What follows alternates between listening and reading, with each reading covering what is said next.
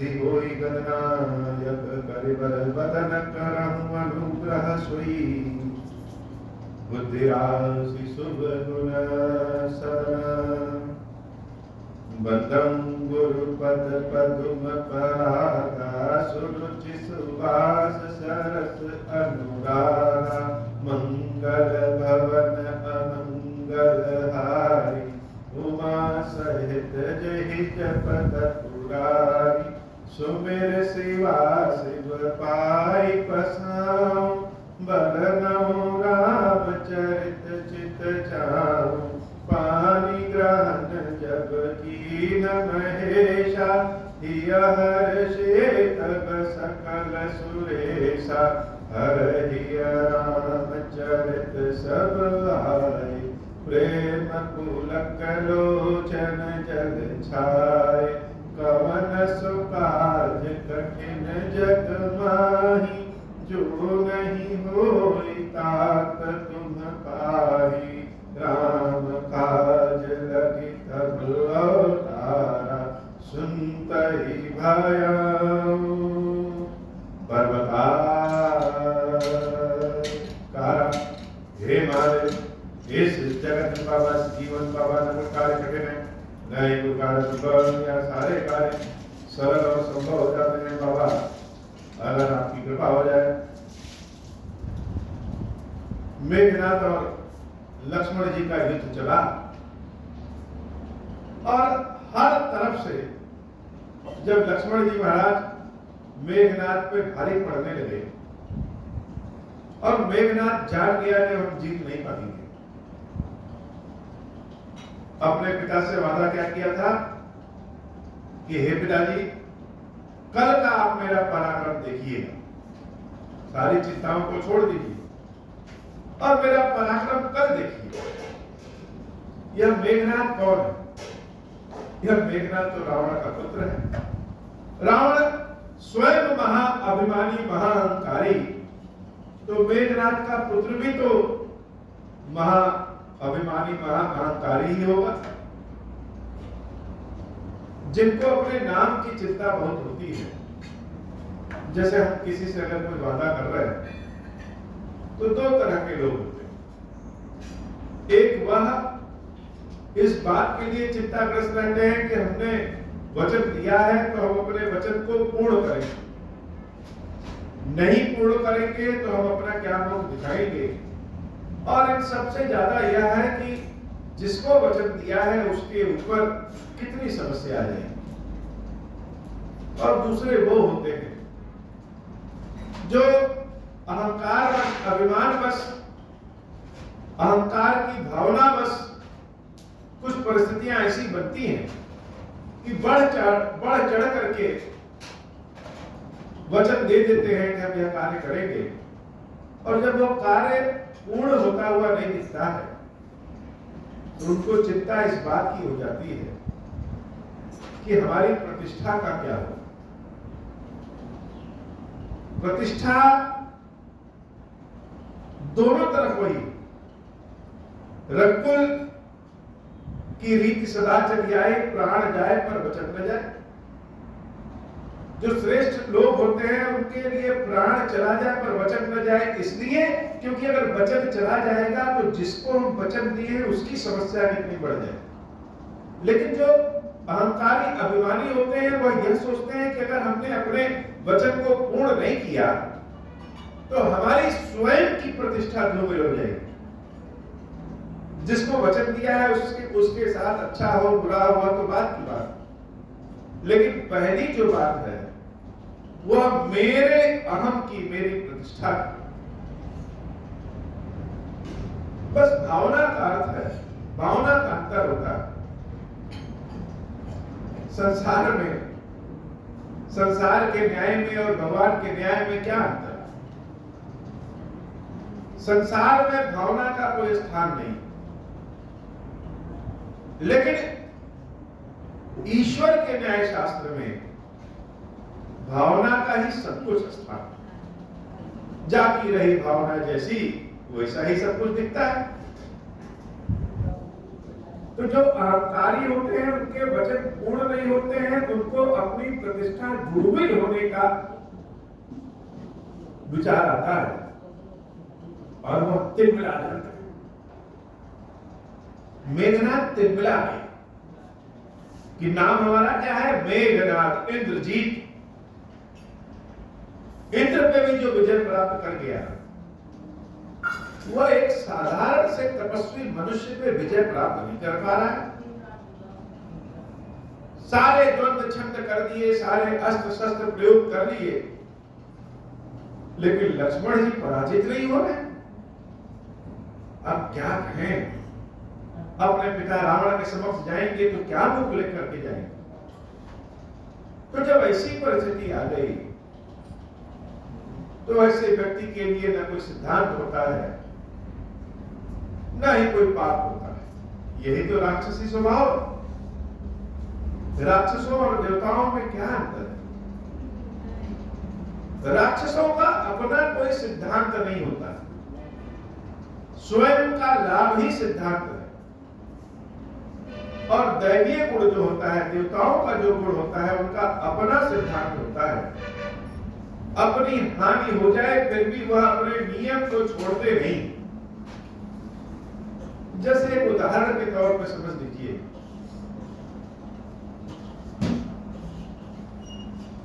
कि अगर हम कहीं आग जला रहे हैं तो आग का अपना एक नियम, कहीं बहुत तेजी से भी आग जल रही हो और हम उसके बगल में थोड़ी दूरी पे खड़े रहे जहां उसकी उष्मा न पहुंचे, तो भी हमें उस आग से कोई हानि नहीं, क्योंकि आग एक नियमबद्ध क्रमबद्ध तरीके से चलती है। और वही आग का जब राक्षसी स्वरूप आ जाता है, जैसे हम कहीं विस्फोट कर दें तो विस्फोट का अपना कोई नियम नहीं है। बम जहां पटक दे, जब फूटेगा तो चारों दिशाओं में बिना किसी नियम के बहुत तेजी से फैलेगा। अगल बगल जो खड़ा रहेगा वह भी धराशायी हो जाएगा। लेकिन वैसे कहीं आग लग जाए और हम आग के बगल में खड़े रहें, आग जिस दिशा में फैल रही है उस दिशा में अगर हम ना रह के विपरीत दिशा में रहे तो आग हमें कोई नुकसान नहीं पहुंचाएगी। यह उदाहरण समझने की। मेघनाथ राक्षसी प्रवृत्ति का व्यक्ति है और लक्ष्मण जी महाराज दैवी शक्ति के उपयोगी। जब मेघनाथ को लगा कि हम परास्त हो रहे हैं, तब उसने क्या किया, वीर घातनी शक्ति हो रही। शब्द में ध्यान देने योग्य है कि मेघनाथ के बाद जो शक्ति थी वह वीर शक्ति नहीं थी, वीर घातनी शक्ति। ऐसी शक्ति जो घात लगा करके मारा जाए, सामने से न मारा जाए। और लक्ष्मण जी महाराज युद्ध कर रहे हैं, वह वीरता लेकर के युद्ध कर रहे हैं। जो जैसा रहता है वह सबको वैसा ही प्राय समझता है। लक्ष्मण जी को तो लगा कि हमारा एक युद्ध एक वीर से हो रहा है और वह वीर बन करके मेघनाथ से युद्ध कर रहे हैं। क्रोधित है लेकिन युद्ध कर रहे हैं। और मेघनाथ को लगा कि हम परास्त हो रहे हैं, तो उसने क्या किया, उसने वीर घातनी शक्ति का प्रयोग कर दिया। घात लगाकर के उसने शक्ति का प्रयोग किया। और जब घात लगा करके शक्ति का प्रयोग किया, रावण सुत निज मन अनुमाना संकट भयं हरहि मम प्राण। श्री रामचरितमानस की एक बड़ी विशेषता है, इसके एक एक शब्द वही होने चाहिए जो है। हम लोग मेघनाथ का नाम मेघनाथ जानते हैं, इंद्रजीत जानते हैं, बहुत तरह के नाम सुनते हैं, लेकिन बाबा जब पार्वती मैया से यहाँ का विश्लेषण कर रहे हैं तो क्या कह रहे हैं, रावण सुत निज मन अनुमाना। रावण का पुत्र, रावण का पुत्र तो मेघनाथ है ही, लेकिन यहाँ यह भी तो लिख सकते थे मेघनाथ निज मन अनुमाना। यहाँ पर बाबा कहते हैं रावण सुत, क्यों, क्योंकि रावण तो महाअभिमानी है, अहंकारी है, अपने लाभ के लिए वह चोरी तक कर सकता है। प्रकांड विद्वान कहते हैं कि रावण प्रकांड विद्वान, वेद शास्त्र अर्थ मंत्र तंत्र नियम सब जानता है, लेकिन जहां उसको आवश्यकता है वहां वह चोरी भी कर लेता है। यही तो राक्षसी प्रवृत्ति। और मेघनाथ राक्षस का पुत्र है, इसलिए वह रावणीय प्रवृत्ति उसके भीतर भी है। इसलिए बाबा कहते हैं रावण सुत निज मन अनुमाना संकट भयो हरहि मम प्राणा। अब संकट आ गया है, मेरे प्राण तो जाने ही वाले हैं, क्या करें? वीर घात निछाड़ सी सांगी तेज पुत्र लक्ष्मण को लागी। वीर घात ने घात लगाकर उसने शक्ति का प्रयोग किया और वह शक्ति लक्ष्मण जी महाराज अपने सीने पे उर्घातनी अपने सीने पे लेते। जब शक्ति लगी तो मूर्छा भई शक्ति के लागे, तब चली गए वो निकट फैल जाते। लक्ष्मण जी महाराज मूर्छित हो गए। यह शक्ति अगर किसी और को लग जाए तो उसके तो प्राण ही निकल जाए, लेकिन लक्ष्मण जी महाराज क्या हो गए? मूर्छित हो। जब भगवान की लीला एक बहुत अद्भुत है। अब हम उनकी लीला को क्या करें? भगवान जैसे ही कष्ट देते हैं, जैसा कष्ट देंगे वैसा व्यक्ति को बना देता। जैसा कष्ट देंगे हो, बहुत भावना वाला व्यक्ति भी जब कष्ट पे पड़ता है तो धीरे धीरे बहुत ज्यादा कष्ट बढ़ जाए तो वह भी शून्य हो जाता है। शून्य का मतलब भावना शून्य हो जाता है। अपने अपमान की, अपने मान की, अपने सम्मान की, कपड़ा फटा है, रोटी ताजी है, बासी है, उसे कोई फर्क नहीं पड़ता है, बस प्रभु की कृपा से चलता रहता है। भगवान की लीला बड़ी अपरंपार है। जब वो कोई बहुत बड़ी विपत्ति कहते हैं तो व्यक्ति को वैसे ही कठोर बना देते हैं।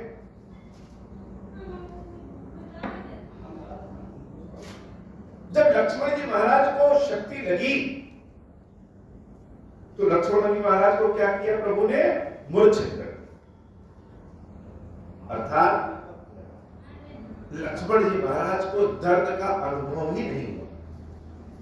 एक चक्कू कहीं पेट में लग जाए और व्यक्ति कराहता रहता है, और लक्ष्मण जी महाराज को तो वीर घातनी शक्ति लग गई हृदय में, तो कितना दर्द होता। प्रभु की लीला क्या किया? मूर्छा भई शक्ति के लाले। लक्ष्मण जी महाराज वही मूर्छित हो गए, अचेत हो गए। दर्द कहां है, खून कहां निकल रहा है, कौन उठा के ले जाएगा, कौन नहीं ले जाएगा, किसी भी बात का कुछ पता नहीं। अब रावण का पुत्र तो सोच रहा है कि हमने बाण चलाया, वीर घातनी शक्ति, और हमने लक्ष्मण को पराजित कर दिया। लक्ष्मण की तो अब इतना दर्द में पड़ेंगे वो, लेकिन यहां दर्द नहीं, कुछ पते नहीं। मैं सोचा क्यों ना लक्ष्मण जी को उठा करके ले जाए अपने महल रावण के सामने और दिखाएं, देखिए पिताजी मैंने जो कहा था वह किया।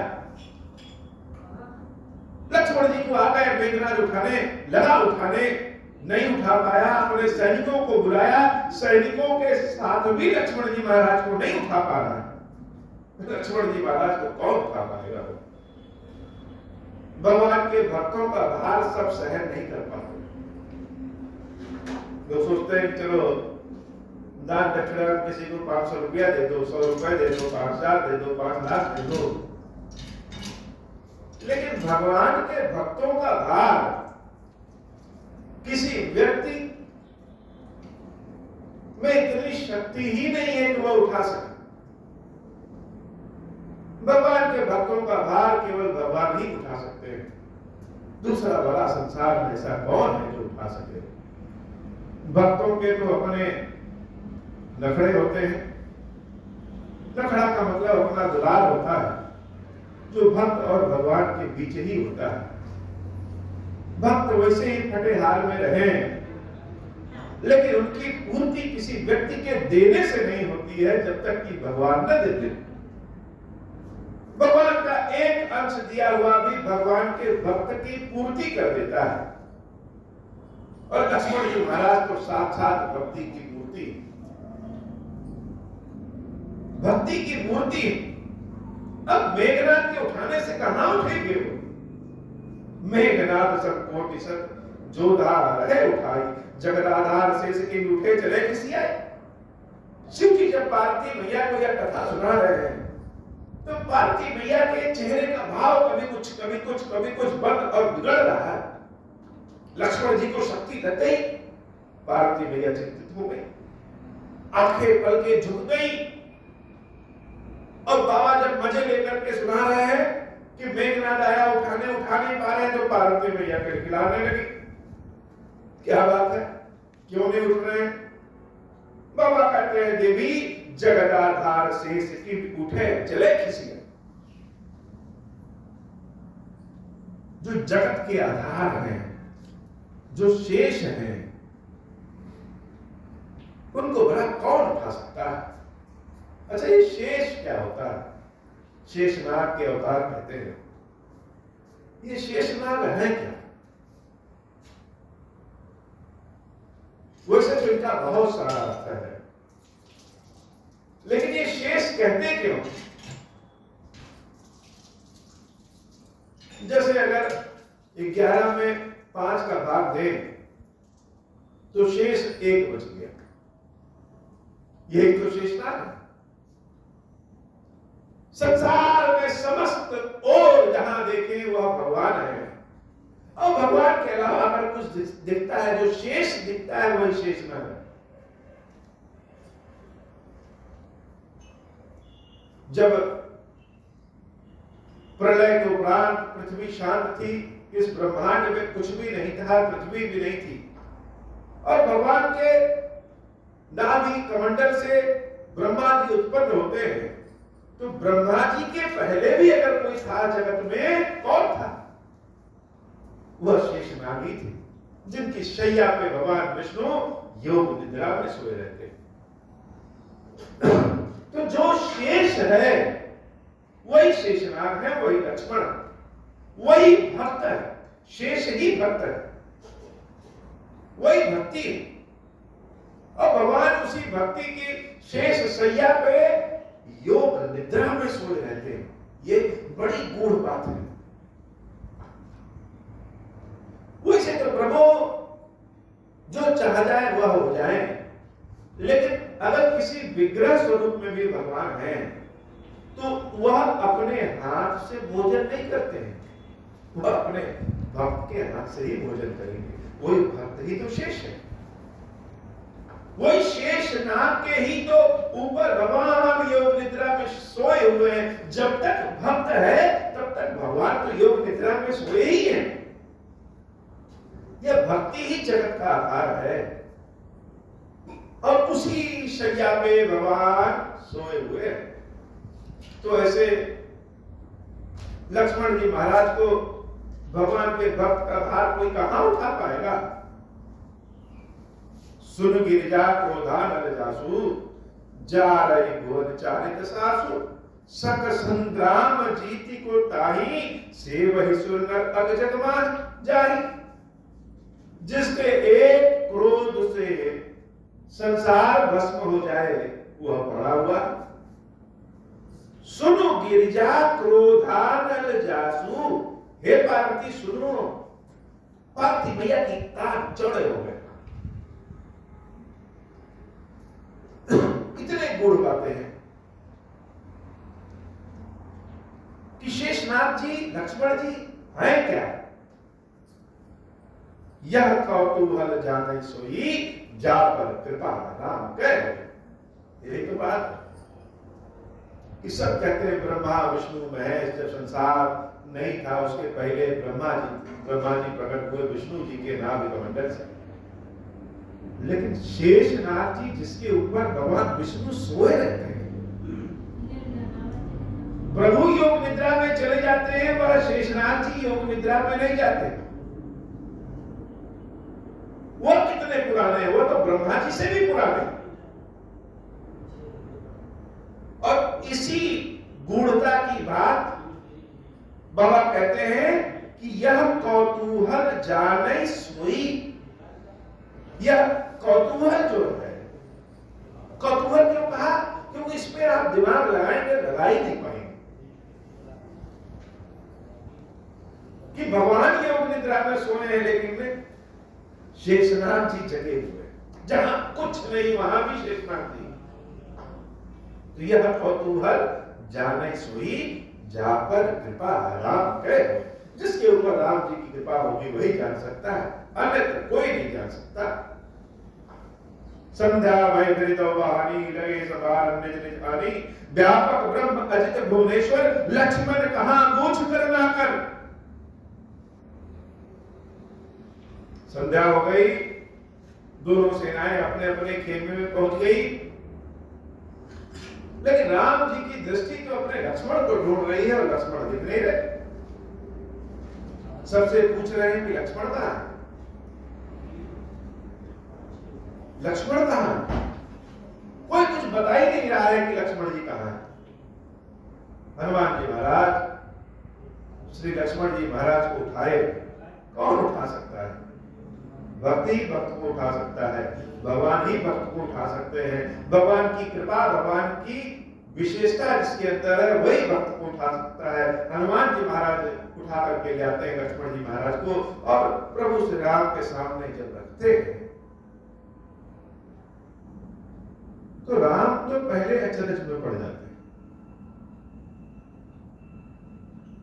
अचरज में यह कि हाँ युद्ध है, मूर्छित हो गए होंगे, बेहोश हो गए होंगे। लक्ष्मण जी महाराज को हनुमान जी महाराज उठा करके ले आ रहे हैं, लेकिन जब लक्ष्मण जी महाराज सामने आ गए और राम के जगाने में भी नहीं जग रहे हैं, तो राम जी को चिंता होने लगी। यही एक ही तो धन है राम जी का, जो शेष है। जब कोई नहीं रहता उस समय भी यह धन है। जब वह लक्ष्मण जग नहीं रहे हैं, राम कथा सुनने का असली आनंद तब है जब हम स्वयं को राम कथा से जोड़ सके। बहुत लोग राम कथा में मजा ढूंढते हैं, मजा नहीं आ रहा है। वास्तव में राम कथा में मजा अर्थात आनंद ही आनंद है, लेकिन उस आनंद के रस को पहचानना पड़ता है, अपने टेस्ट को डेवलप करना पड़ता है। कोई चीज पहली बार खाइए नहीं अच्छा लगेगा, बार बार खाइए वो टेस्ट डेवलप हो जाता है। तो राम कथा के टेस्ट को डेवलप करना पड़ता है। राम कथा सुनने का असली आनंद तब है जब हम स्वयं को राम कथा से जोड़ सके। अपने हृदय में राम जी को बिठाइए, विचार करिए, अपनी कल्पना की दृष्टि से देखिए कि सबको छोड़ छाड़ करके राम जंगल आ गए, तो उनके साथ कौन है? लक्ष्मण जी तो आए, देवी जानकी आई, वह तो राम की शक्ति ही है, उनका तो धर्म ही है। लेकिन लक्ष्मण भैया का क्या है? लक्ष्मण भैया का आप कहेंगे भाई का धर्म तो ठीक है, लेकिन लक्ष्मण भैया का केवल राम का प्रेम ही था। बिना कुछ सोचे विचारे वह लखन जी महाराज राम जी के पीछे पीछे चल दिए, और जब वह लक्ष्मण राम के जगाने पे भी नहीं जग रहे हैं, तो राम जी की स्थिति परिस्थिति क्या हो गई? रोम रोम खड़े हो गए, आंखों से पानी गिरने लगे, हृदय की गति बढ़ गई। यह क्या हो गया? ये लक्ष्मण जग क्यों नहीं रहे? जामवंत का बैर सेना, जामवंत जी महाराज तो गंभीर चीजों को समझ जाते हैं, अनुभवी। अनुभव का अपना एक गुण होता है। राम जी की प्रकृति को, राम जी के बोल को, राम जी की जो गरम गरम सांसें हैं उनको जामवंत जी महाराज समझ गए, और लक्ष्मण जी महाराज को देख करके भी समझ गए। समय न गंवाया जाए, समय व्यर्थ न किया जाए। ज्यादातर तो हम समय गंवा देते हैं, व्यर्थ में चला जाता है, सोच विचारने में क्या करें क्या करें क्या करें। प्रभु श्री राम तो शांत बैठ गए, उनका तो दिमाग ही जैसे चल नहीं रहा, अपने लखन को देख करके क्या कहें क्या आदेश दे। ऐसे समय में जामवंत जी महाराज ने संभाला, जिम्मेदारी देने की नहीं लेने की चीज होती। कोई कहे कि हमें तो किसी ने कोई काम ही नहीं बताया, तो काम तो आगे बढ़कर के स्वयं लिया जाता है। कोई सोचे कि जिम्मेदारी कोई हमें देगा, तो जिम्मेदारी देने की नहीं, जिम्मेदारी लेने की चीज होती है। जामवंत जी महाराज ऐसी परिस्थिति में जिम्मेदारी ले लिए और कहा, जामवंत कह वैद्य सुसेना लंका रही को बैठे लेना। लंका में कोई वैद्य है, उनको बुलाया जाए, समय व्यर्थ न गंवाए जाए। अब लंका से वैद्य कैसे आए? लंका तो शत्रुओं की जगह है, लंका के खेमे में तो बड़ी खुशी है। अब शत्रु से ही वैद्य कैसे आए? ये तो बड़ा असंभव काम है। कौन लेके आए, कैसे लेके आए? तो जहां असंभव है वहीं श्री हनुमान जी महाराज, जहां कोई काम नहीं कर सकता है, हाथ खड़ा कर लिया कैसे करें, वहीं श्री हनुमान जी महाराज है। भक्तों को न कोई जादू, न कोई टोना, न कोई नियम, भक्त और भगवान के बीच के प्रेम को कोई रोक ही नहीं सकता। हनुमान जी महाराज क्या किए?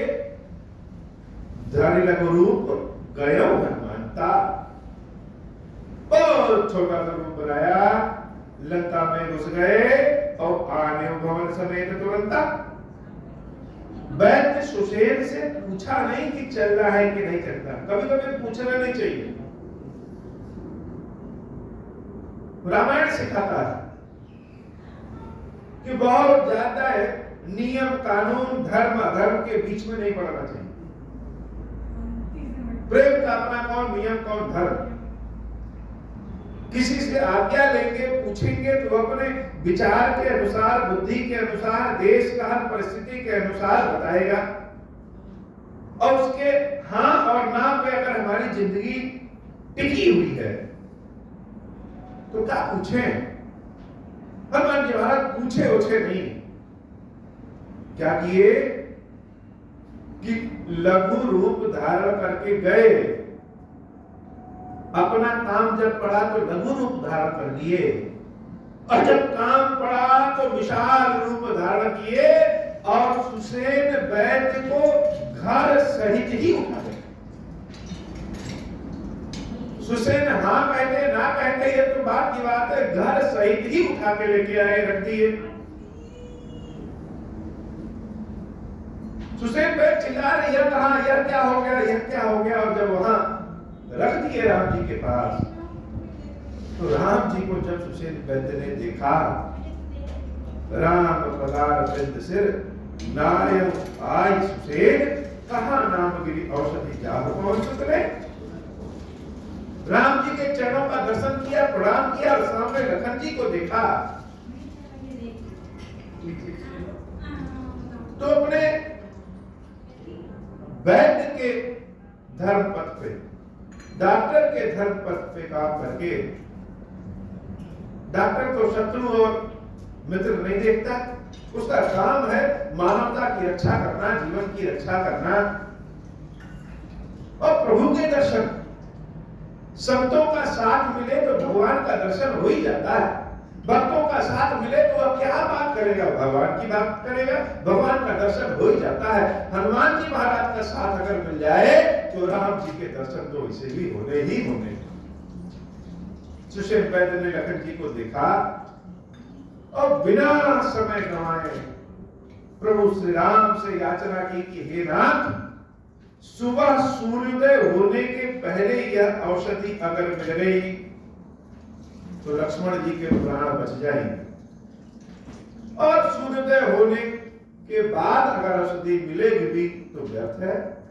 तो औषधि कहां मिलेगी? यह औषधि मिलेगी हिमालय की चोटियों पे। भगवान लंका में है, वहां से 3000 किलोमीटर दूर हिमालय, रात भर में जाकर के वापस आए। हनुमान जी का इतना नाम क्यों है? हनुमान जी संकट मोचन क्यों कहे जाते हैं? यह हनुमान जी की कथा से ही समझ में आता है कि रात्रि भर में ही 3000 किलोमीटर जाना आ जाना, औषधि ढूंढना, यह कौन सो कार्य कठिन जन्माई, कौन कर सकता है? औषधि लाना है तो सुसेन वैद्य खुद ही नाम बता देते। कहा नाम गिरी औषधि जादू पवन सुतले। ऐसी औषधि है हनुमान जी, जाइए यह पर्चा पकड़िए दवाई का और आप ही लेने जाइएगा। कोई दूसरा किसी का नाम कहता, सुनाता, सोचता, विचारता कुछ है ही नहीं। स्वयं सुसेन जी ने ही बता दिया कि यह पकड़िए। क्यों? क्योंकि जैसे हनुमान जी महाराज सुसेन वैद्य को ले आए हैं, वैसे असंभव काम औषधि लाना भी हनुमान जी ही कर सकते हैं। लंका से डॉक्टर बुला लेना, यह तो अपने आप में अचंभित करने वाला काम है। हनुमान जी महाराज बिना विचलित हुए भगवान के श्री चरणों में अपने शीश को नवाते हैं और रामचंद्र सरसिज गुरु राखी चला प्रभंजन सुत बल भाषी।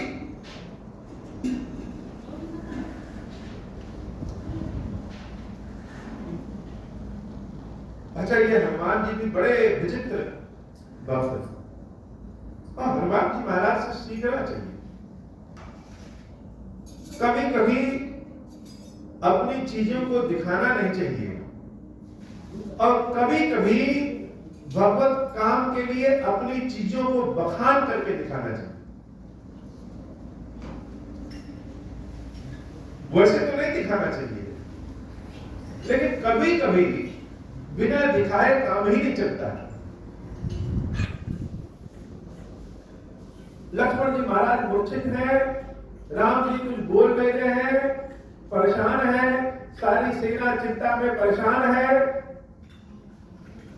और हनुमान जी महाराज अगर कहें कि हाँ लाना तो है, कैसे लाएंगे,